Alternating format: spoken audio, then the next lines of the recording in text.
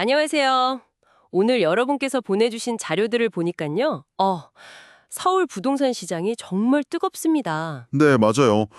서울 아파트 값 폭등, 패닉 바잉 이런 헤드라인들이 지금 상황을 딱 보여주는 것 같아요. 그렇죠. 이게 단순히 시장 원리인가 아니면 진짜 어떤 좀 신박한 문제의 신호인가 의견이 좀 갈리는 것 같더라고요. 네, 해석이 분분하죠. 그래서 오늘 이 자료들 통해서 그 실체가 뭔지 한번 좀 깊게 파헤쳐 보겠습니다. 우선 진짜 눈에 띄는 게 상승세인데요. 와, 무섭더라고요.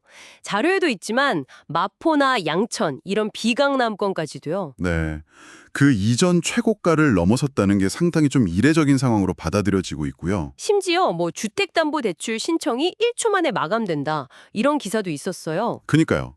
그야말로 패닉이라고 할 만한 상황인 거죠. 대체 뭐가 이렇게 시장을 좀 극단적으로 몰고 가는 걸까요?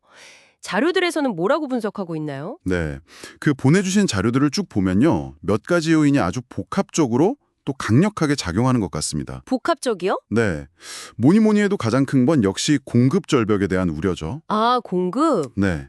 당장 내년에 서울 아파트 입주 예정 물량이 거의 반토막 수준으로 줄어들 거라는 전망이 계속 나오거든요. 이게 시장의 불안감을 엄청나게 자극하고 있고요.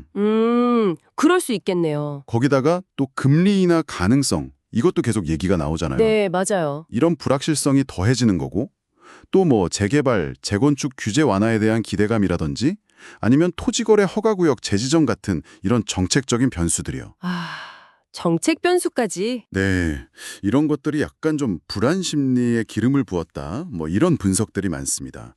단순히 하나 때문이라기보다는 이런 게 다 엮여 있다는 거죠. 그렇군요. 서울은 이렇게 막 들썩이는데, 근데 또 흥미로운 건요. 보내주신 다른 자료들 보면 이게 전국적인 현상은 또 아니라는 거예요. 아, 네, 맞아요. 그 점이 중요합니다. 수도권 일부로는 좀 온기가 퍼진다 이런 분석도 있긴 한데 지방은 여전히 곡소리가 난다 그러고 한때 엄청 올랐던 세종시마저도 주춤한다고 하고요. 이 온도차는 좀 어떻게 봐야 할까요? 바로 그게 지금 시장의 아주 중요한 특징입니다. 뭐냐면 지역별 양극화가 정말 극심하게 나타나고 있다는 아주 명확한 증거죠. 양극화요. 네. 그래서 자료들 보면 전문가들이 왜 자꾸 그 지역별 상황을 고려해야 한다, 맞춤형 정책이 필요하다, 이렇게 강조하는지 알 수 있는 대목이에요. 아, 그렇군요. 서울하고 지방 상황이 이렇게 완전히 다르니까요. 전국을 그냥 하나로 묶어서 어떻게 하겠다, 이런 획일적인 대책은 효과를 보기가 어렵다는 진단이 나오는 겁니다. 하긴 그렇겠네요. 시장 상황뿐만 아니라 그 사람들의 반응이나 전문가들 사이의 논쟁 같은 것도 자료에 잘 나와 있더라고요. 네네. 재개발 문제 때문에 주민들이 돌 때문에 순찰까지 한다 이런 기사도 있었고 또 어떤 자산가들은 아예 국내 시장 떠나서 미국 부동산 본다 이런 소식도 있고요. 그렇죠. 그만큼 현재 시장에 대한 불안감이나 뭐랄까 불신, 이런 것들이 좀 엿보이는 사례들이죠. 그리고 전문가들 사이에서도 의견이 좀 갈리는 것 같아요. 늘 나오는 얘기지만 공급 확대가 먼저냐 아니면 투기 수요 억제가 먼저냐 이런 논쟁이요. 네, 그 해묵은 논쟁이죠. 그러면서 또 이중구 교수님처럼 이 집값 폭등 못 막으면 정말 큰 사회 문제가 될 수 있다 이런 경고의 목소리도 꽤 비중 있게 다뤄지고 있고요. 맞습니다. 그 자료들 속에 있는 전문가 의견들을 좀 종합을 해보면요. 대체로 장기적인 시장 안정을 위해서는 공급 확대가 필요하다는 데에는 어느 정도 공감대가 있는 것 같아요. 공급 확대의 필요성. 네.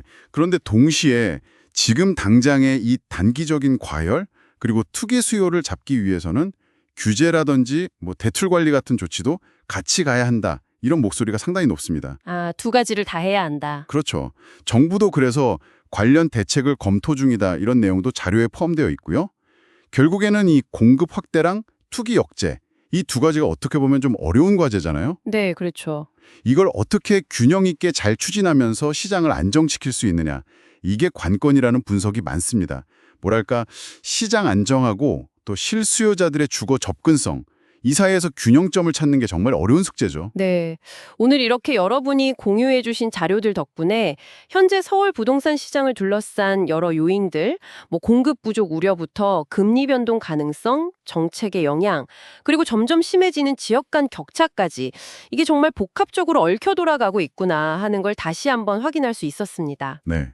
확실히 여러 압력이 막 동시에 작용하면서 시장이 상당히 좀 팽팽하게 긴장된 상태인 것 같아요. 그렇습니다. 자료들은 분명히 지금 시장이 정상 범위를 좀 넘어선 과열 상태다.